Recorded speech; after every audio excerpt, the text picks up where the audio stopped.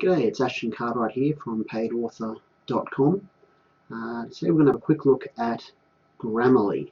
Now, if you've been involved in the writing or publishing industry for any period of time, you've probably had Grammarly mentioned. You'll see over here on Facebook it's got just over 6 million fans there. So it's definitely well and truly out there in the industry. Now what it is it's an automated proofreader, similar to Microsoft Word, but much more effective for creative writing and novels and things like that. Microsoft Word is obviously fine, but it doesn't necessarily get everything when it comes to more subtle nuances, as well as is common with proofreading software. It doesn't always pick up things like using W-E-A-R instead of W-E-R-E. They're both correct spellings, but one might not be right for the context.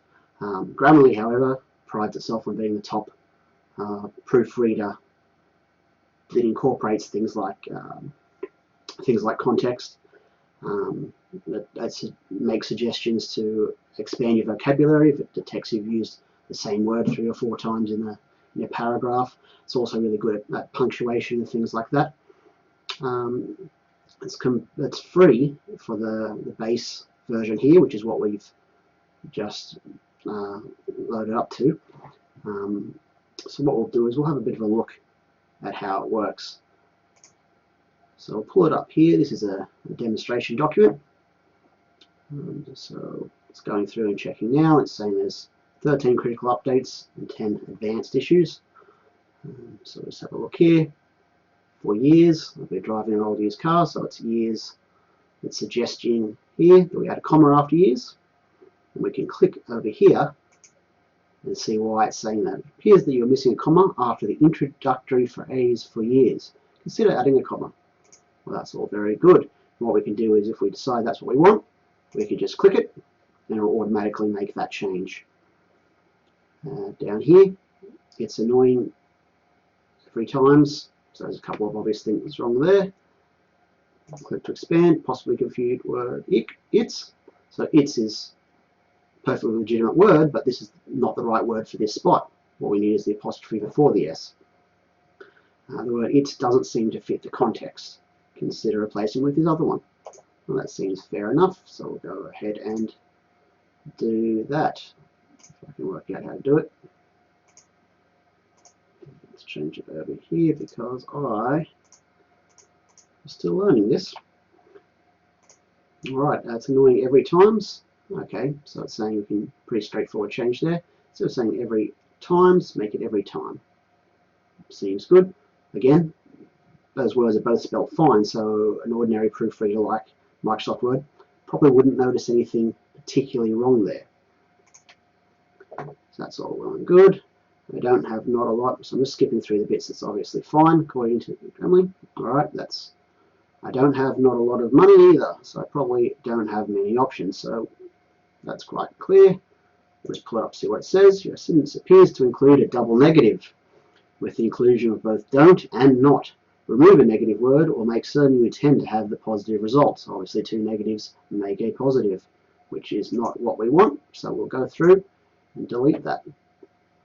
So you can see even for a small section here, it's come with quite a few things that can be adjusted. Now obviously if you're writing a novel or a pretty major work, you'll want to have a professional proofreader look at it anyway, or more importantly, an editor. Editors can change things like whole storylines and include information that perhaps you'd forgotten to include, things like that. But what this definitely does do, even the free version here, is it's kind of like a proofreader in and of itself, as well as being able to pick up all the typos and punctuations and stuff.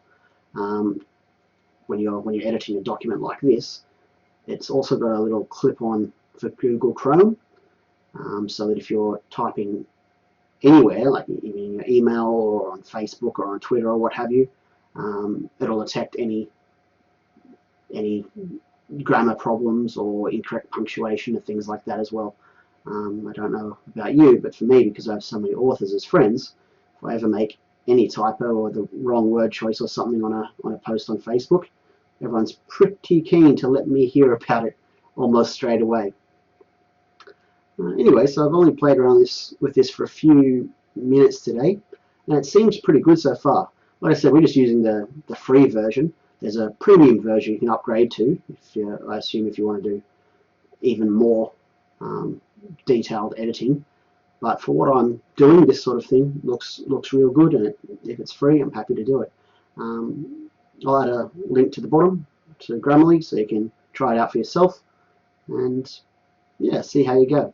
I think if you particularly if you're starting out and can't afford an editor, like we've just gone through a couple paragraphs in a few moments, it's going to make a big difference to the caliber of your writing and the quality of the product you end up with. Anyway, thanks very much. Make sure you hit the link and you can try it out for yourself.